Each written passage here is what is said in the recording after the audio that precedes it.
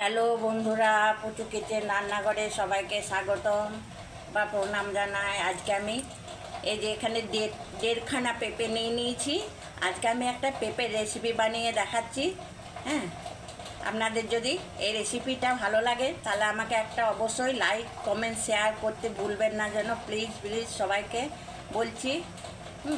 দেখুন আমি পেঁপেটা কি বানাই। প্রথমে পেঁপেটাকে জল দিয়ে ভালো করে ধুয়ে নিয়েছি।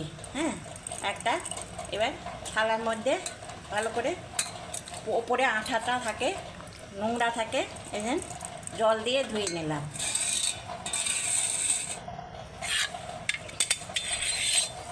এবার আমি পেঁপেটাকে কেটে নেব,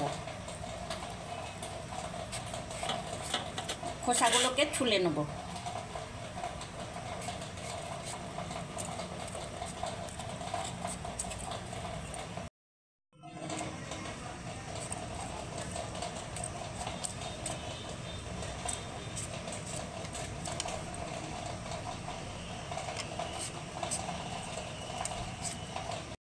এই যে ছাড়িয়ে নিয়েছি পেঁপেটা, এবার মাঝখান থেকে চেড়ে নেব।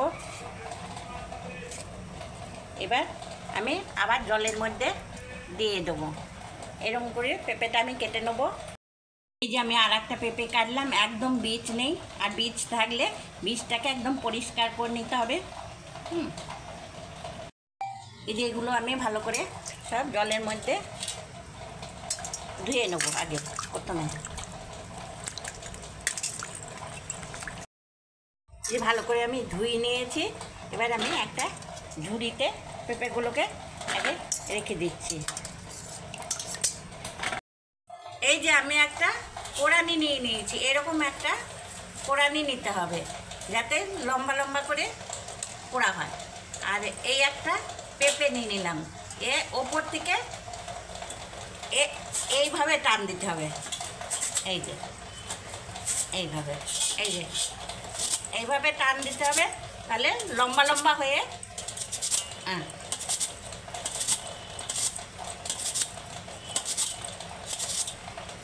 একদম ওপর থেকে টান মেরে দিতে হবে।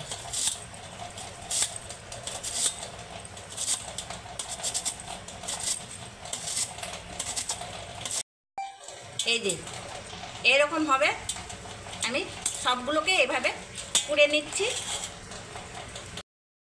এই যে আমি সবগুলোকে পুড়ে নিয়েছি, দেখুন এই যে আলু ভাজার মতো একদম ঝুরঝুরে। এবার আমি এর মধ্যে কী কী মশলা দেবো দেখিয়ে দিই। আমি এখানে একটা মিক্সিং জার নিয়ে নিয়েছি, এখানে দিচ্ছি কিছুটা লঙ্কাটা আপনারা যে যেমন ঝাল খাবেন সেরকম দেবেন। আর এখানে নিয়েছি 6টা কাজু আর একটু আদা। আর এখানে টমেটো কুচিয়ে রেখেছি। আবার গুঁড়ো মশলা দেবো, পরে দেখিয়ে দিচ্ছি। এটা আমি পেস্ট করে আনছি। এই যে মশলাটাকে পেস্ট করে নিয়েছি।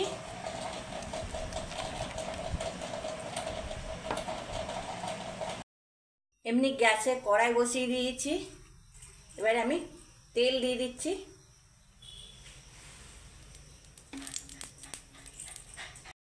আমার তেলটা গরম হয়ে এসছে, এবার আমি পেঁপেগুলোকে ভেজে নেব।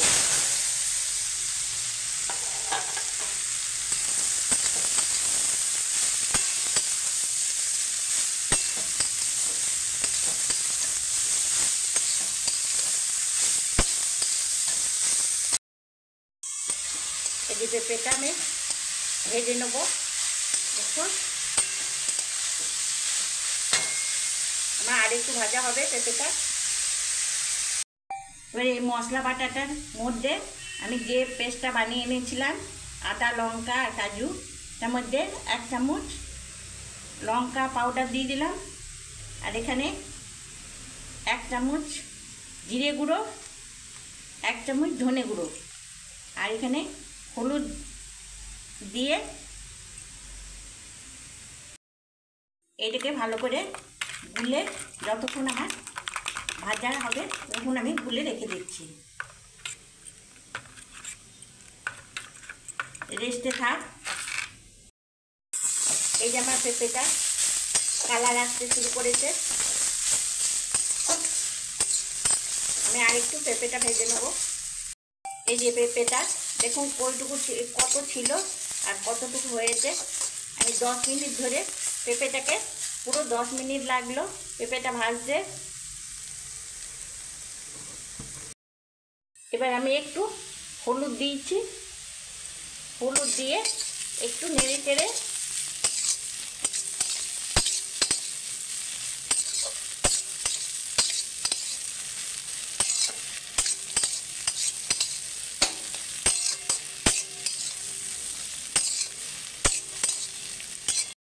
এবার আমি নামিয়ে নিচ্ছি।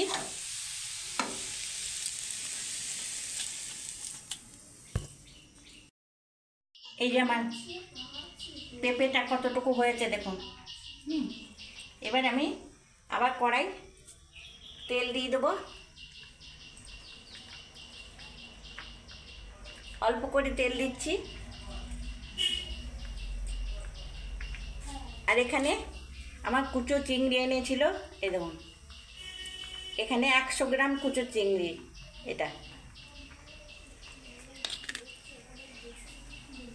কুচো চিংড়িটা আমি একটু হলুদ আর একটু লবণ দিয়ে মেখে নেব।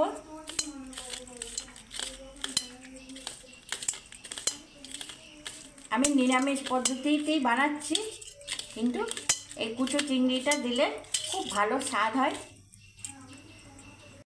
আমি চিংড়ি মাছ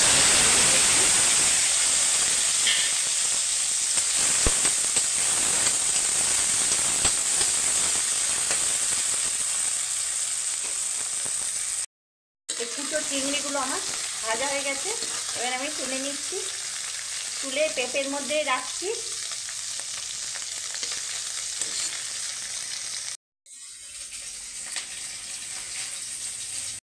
এবার কড়াইয়ে আমি আবার তেল দিয়ে দিচ্ছি।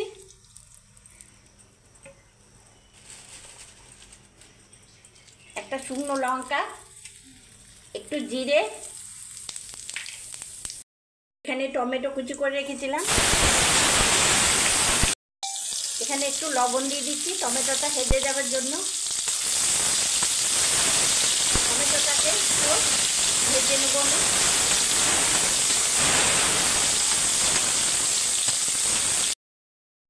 এই যে আমার টমেটোটা ভাজা হয়ে গেছে। এবার আমি এই মশলার পেস্টটা দিয়ে দিচ্ছি। এখানে সব কিছুই দেওয়া আছে।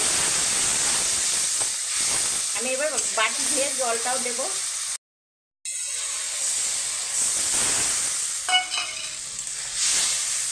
আমি এখানে মশলাটাকে তেল আসা পর্যন্ত কষিয়ে নেব। তার আগে আমি লবণ দেব। এখানে তরকারি অনুযায়ী লবণটা দিতে হবে। আমি একদম দেখুন নর্মাল রান্না করছি, এইরকম করে আপনারা একবার বাড়িতে রান্না করে খেয়ে দেখুন, অপূর্বই হয়। একদম পেঁয়াজ রসুন কিচ্ছু না, একদম নর্মাল রান্না। এই যে আমার মশলা থেকে একদম তেল ছেড়ে দিয়েছে দেখুন। এবার আমি পেঁপেটা আর চিংড়ি মাছটা রেখেছিলাম, এটা আমি দিয়ে দিচ্ছি। আপনারা চাইলে এখানে আলু দিতে পারতেন, আমি আলু দিচ্ছি না।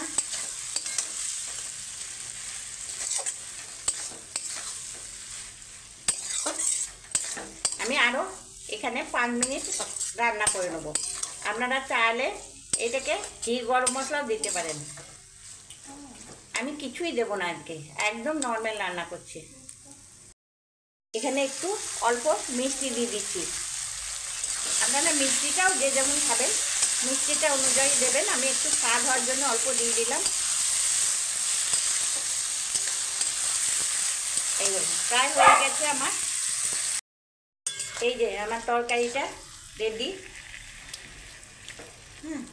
এবার আমি নামিয়ে দেবো।